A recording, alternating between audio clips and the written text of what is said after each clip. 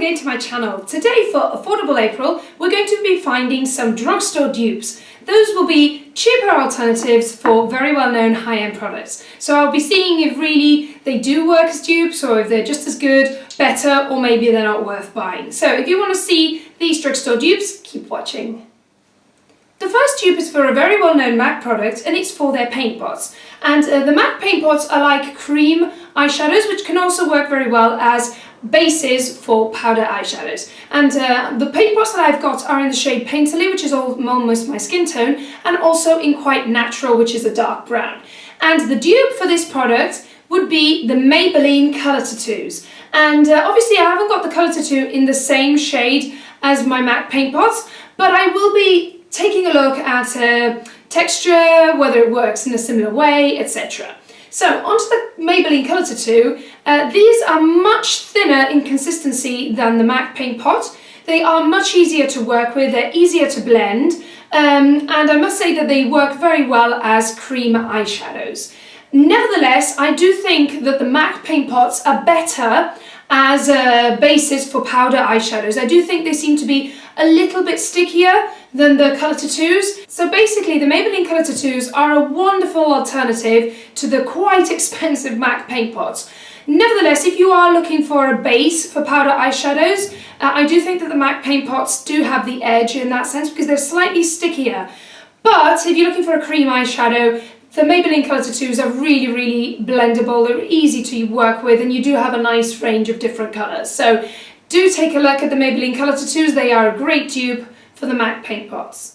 The second product I've got a dupe for is quite expensive and it's high-end, and it's by Chanel, and it's their Illusion d'Ombre.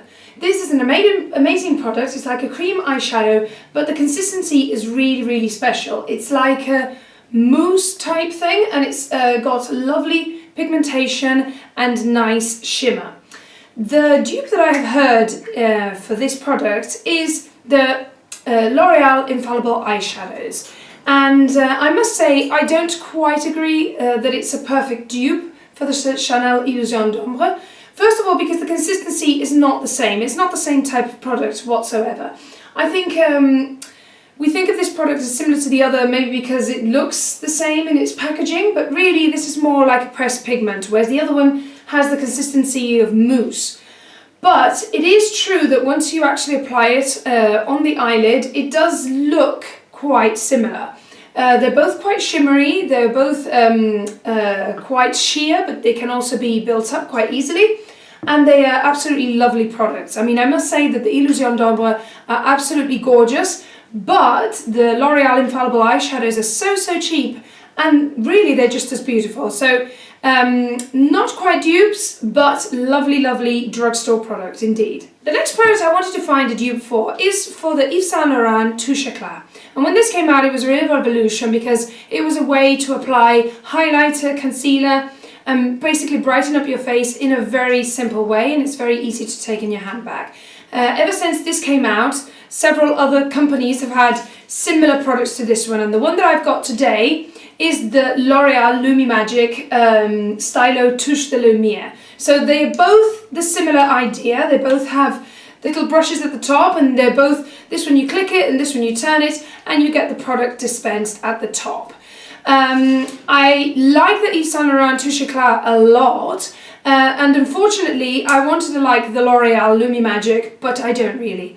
It smells absolutely chemical. I really get the feeling that I'm putting paint on my face, and the consistency is not the same. The Touche Eclat is really creamy and very easy to blend, whereas the L'Oreal Lumi Magic is very thin in consistency, it's quite watery, and when you pat it out it seems to sort of disappear, or it drags along with your fingers. So I don't think that this is a very good dupe for the Yves Saint Laurent Touche Eclat. I do think that there might be dupes out there, but I don't think this is the one. The next dupe I'm going to show you is the Sleek Rose Gold Blush, and this is supposedly a really good dupe for NARS Orgasm. Here I have got a mini one, and as you can see, the colour does seem quite similar in the pan, although I must say that the Rose Gold Sleek blush has a lot more gold in it, so it does look a little bit peachier than Orgasm. But when you apply them, when you swatch them, and also when you use them on your face, Rose Gold by Sleek does have a very, very metallic, golden metallic finish.